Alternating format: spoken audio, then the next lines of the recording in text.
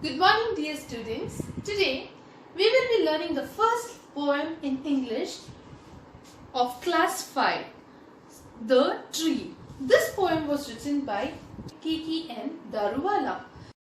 Next to the track beside our house, Dad planted a gulmohar.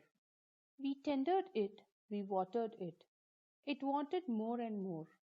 When first its little shoots of green spread across the boughs, and some of us said, "Wow!" Its branches were so low we drove the goats away and cows. It really kept us on our toes. A baby tree needs care. Next year, the green fuss changed to leaves. It turned into a red-roofed tree, a thing of beauty rare. It never spoke to us, of course. It just spoke to the winds and now and then waved to the skies. But it gave us everything. Its falling flowers and its shade, they covered half the track. It sheltered us from sun and rain. The tree had paid us back. Paragraph in the poem tells us that the tree named Gulmohar was planted by the poet's father. It was planted next to the house. On the road next to the poet's house, it was planted.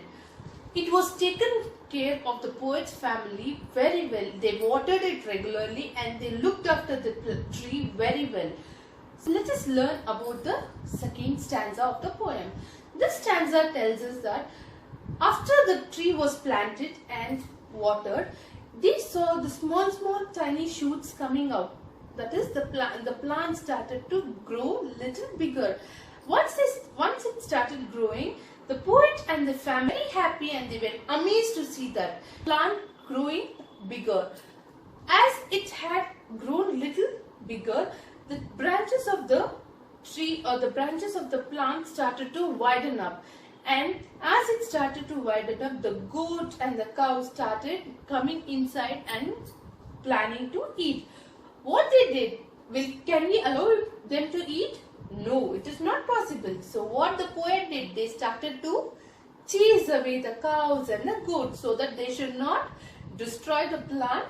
The third stanza in the poem is telling that the plant is now turning into a small tree. The tree became a part of the poet's family now. It was taken care like a baby. The poet took so much of care of the tree as it started to turn into little bigger in size. It had beautiful leaves which was grown and there were too much of flowers. The roof of the tree was completely filled with red beautiful flowers. It was completely filled. When you see the tree, there is something, a pink or a red color shade is being covered on the tree. It had so much beautiful flowers which was grown. It was like so much a beautiful scene to our eyes. This is all about our third stanza. The poet tells, it has never spoken to us anything. The tree cannot speak to us. Is it no, children? Can a tree speak to us? No. We can speak to a tree, but the tree cannot speak to us. The poet here clearly tells that the tree has not spoken anything till date to the poet, but it always speaks to the wind. How does it speak? It just moves its leaves and some of its branches keeps moving to the wind. The poet simply tells us that the wind and the tree are speaking to each other. Sometimes it also speaks to the sky. Because of the heavy breeze or because of the heavy wind, you can see the branches or some of the branches or the leaves just moving, waving its leaves to the left and right. So the poet is telling that it has not spoken anything to us, but it speaks to the wind and to the skies. But even though it is not spoken to us, it has given everything which we have asked for or which we have needed, which we wanted for. Last paragraph, the last stanza in the poem tells us that the poet is talking about its falling flowers. Have you seen the flowers falling from the tree? Have you seen it's covering all over the ground? It looks like the tree has made a bed for us for walking. It looks so beautiful.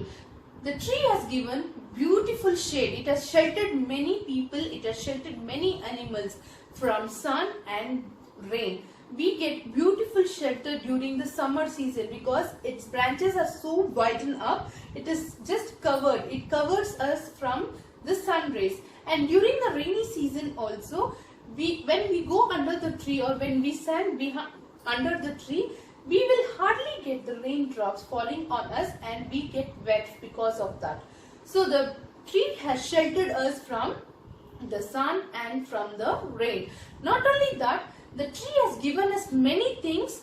In fact, because I personally have taken care of the tree, it has paid me back. That means it has given whatever the poet wanted. It has given fresh air, it has given shelter, it has given beautiful flowers, it has given cool breeze. So whatever the poet wished for, he has got back because of the tree.